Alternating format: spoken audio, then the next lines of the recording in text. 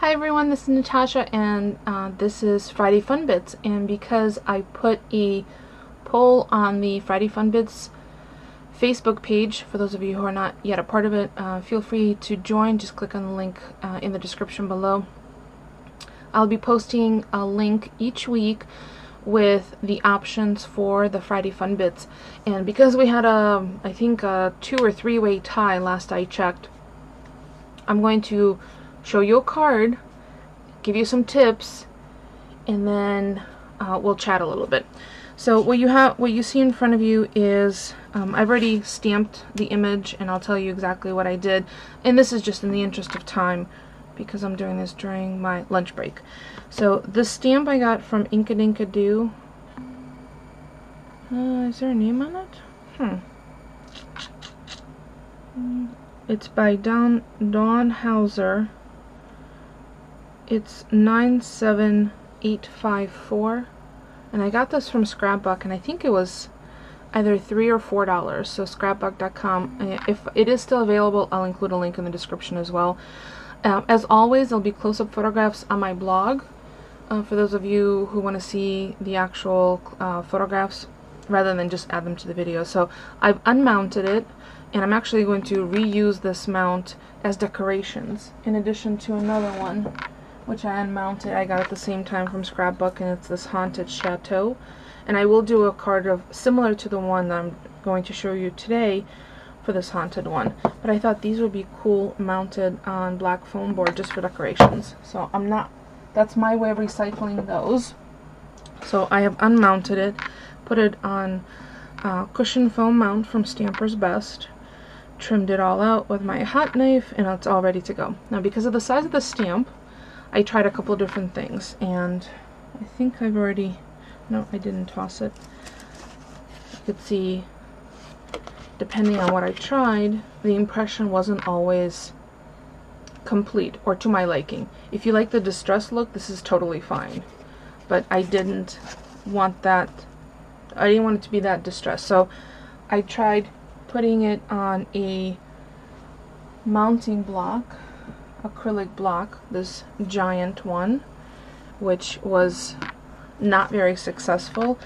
It appeared as though I couldn't put the right pressure on the focal image, and that could be even the slightest irregularity in the depth of the rubber.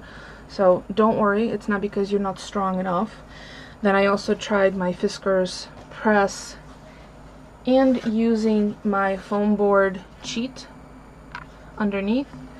That also did not produce the results as I had hoped, and the final results, which you see here, were achieved by simply placing the stamp, and I have a super duper hard surface. This is old metal desk from an office that I bought at a rummage sale for $50. I've been using this desk for everything. I already cleaned it, and there's a little residue of paper towel in there. So all I did is I placed it on my work surface this way, applied the VersaFine Onyx Black ink, those flip ones, just turning upside down, then placed the cardstock over it, and then ran it with my brayer. That was by far the most cohesive way, and the way that I got most, probably 99% of the image the way I like it. Now, once I did that, I stamped it 2 more times. Once I cut out the oval, pardon my hair stuck, and then once I cut out the actual image. So this was tip number 1. Larger images use a brayer, and I need to wash mine under soapy water. 2, take the ink to your stamp when it's larger rather than the stamp to your ink. That's always easier. Edge with a black marker to knock off the paper core color. I happen to be using a scrap piece of craft paper that I found on my desk, nothing fancy. And then 3, for this image, as you could see, each of these images are much lighter for the central image. So tip number 3, once you've cut out the image, if it's a solid color that you need to be saturated, place the image upside down onto your ink pad, and then all I did is use the back of a pencil eraser to tap it down to get that rich saturation of ink. So that's the 3 tips, and I'm gonna have one more. Excuse me. So my last tip is I've added adhesive foam. My hair is really stuck in there, isn't it? No problem. I'll just give it a haircut. All done. So I don't have any black mounting foam left, and I don't want white to appear quite that drastic. So all I've done, and I've already done this on the circle pop dots that I'm going to use for the head, is I've taken my Sharpie marker and just ran it along the edge of the dimensional.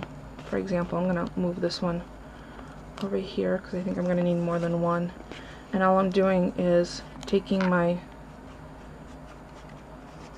marker, my permanent marker, and adding the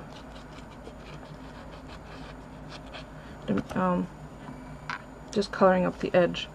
So what that's going to do is it's going to prevent it from being quite so obvious as a white in the dimensioning. Be careful when you're doing this. I should have applied it to the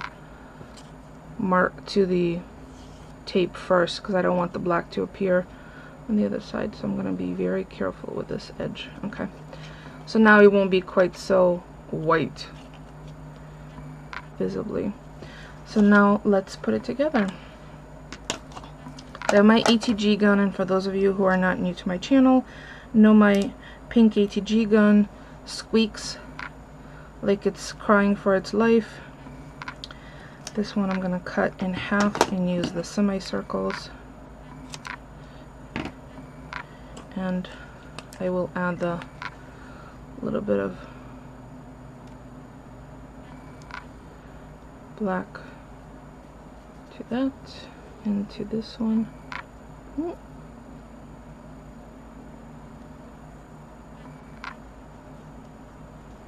Making my own black dimensionals, and then add it to, let's see, this way and there. Okay, so let's put this together. I'm going to put my stuff aside, and then I also pulled out 2 little roses, which I may or may not use. I don't know if I want to stay monochromatic or if I really want to add the depth. So I have black cover stock that, you know, you've all seen me use before. Now these are the Hobby Lobby note cards, so they're only 4 inches by 5.5 inches. So I've trimmed everything down to kind of layer in that direction, or in that sizing. So again, I apologize in advance for the squeakiness.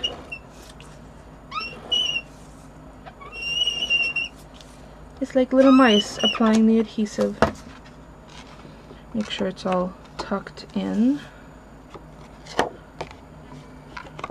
None of my hair is stuck to it. And then I center one corner, and the rest should fall into place, just like that. And then this edge, I also ran the black Sharpie on the edge of it because I wanted to take the craft core color off. It'll help blend better. So sorry. That's awful. Like it's weeping. Make sure there's no glue. And then do the same thing. Find a corner. And it's going to be just a little wider at the top and at the bottom because of the size of the stamp. And as you can see, the stamp covers the entire card. You don't have to go any further than this if you know, if you're sending through the mail and you don't want to do the dimensional elements, but I really wanted the center to pop, so I'm going to add, and if you need a little helper, like if you have long nails or you can't quite get in, and I did cut this off center just a little bit to make it a little imperfect because I'm working on that personally. Sometimes I'm a little too obsessed with perfection. So there's a little bit of layering. As you can see, you don't really see the the white core because, or the white foam that much because I knocked it down a little with the black permanent marker. So now I'm going to add the top image, which I did fussy cut, and as you could see they're almost two different colors, but I used exact same ink just by pressing that image into the ink pad. So there you go, and it's really subtle. It's not anything that just really screams that, oh look, it's ultra dimensional, but it really is. I may actually add a little tiny bit of dimensional pop dot right there, but I'll have to make another little one. So now the only other option, or the other choice, is to either add this little rose. You know what? I don't think I need it. I think this is just enough to have the card be simple, yet using just one image, just one stamp, black ink, and scrap pieces of craft paper. So there you go. So I've given you 3 tips. Use the Sharpie marker on the edges of your white adhesive, dimensional adhesive, if you have a dark image you're trying to layer, so it doesn't scream white. It really makes it all blend into the background.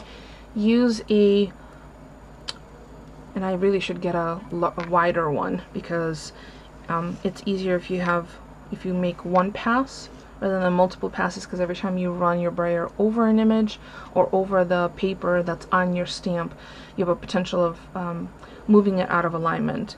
So use a brayer on larger stamps like this, rather than stamp to paper, put the paper on top of the stamp. And what was the other one? I think that might be enough, right? So I'm just gonna stamp my personal stamp on the back. I'm getting ink all over myself on the back, and I may or may not add a little bit of black diamond stickles on maybe some of the flowers, just to give it a little bit more oomph. But other than that, that's it. So Friday Fun Bits. Please give me feedback whether you like this format of making a selection from 2 or 3 choices that will be posted on the Facebook group. If you are not on Facebook, you can always leave comments for future Friday Fun Bits in the below the current video. And the last thing that I have to mention is I have a bunch of items that I've given away in previous videos that have not been claimed. So let me move this aside and show you the items. So what I'm going to do is post them on my blog again. The 2 ATCs, I never heard back from the people, the person who won that. This one is an old one, and I found this because I cleaned out my desk. I cleaned out the Lazy Susan tower, which there's pictures on my blog of the after already. I did that last night. And this is the menorah and menorah cling stamp and mounting block. And then each of the individuals who won the little doorknobs did not respond to me. So if you want to check those videos, I'll put links to the ATC one here and the doorknob one here. I will give each of the original winners until Monday, and then if I don't hear, I will draw another person to win from the comments in the, under this video. So there'll be 1, 2, 3, 4 winners. So don't forget to thumbs up, subscribe if you're not already a subscriber, share if you find this helpful, and give me feedback on whether you like the new format of Friday Fun Bits, where you'll have a choice about what you'll see next Friday. So this week's was card and tips. So as always, if you have any questions for me, please leave me a comment. Don't forget, Facebook group for Friday Fun Bits is where you can interact with others and leave me comments and suggestions.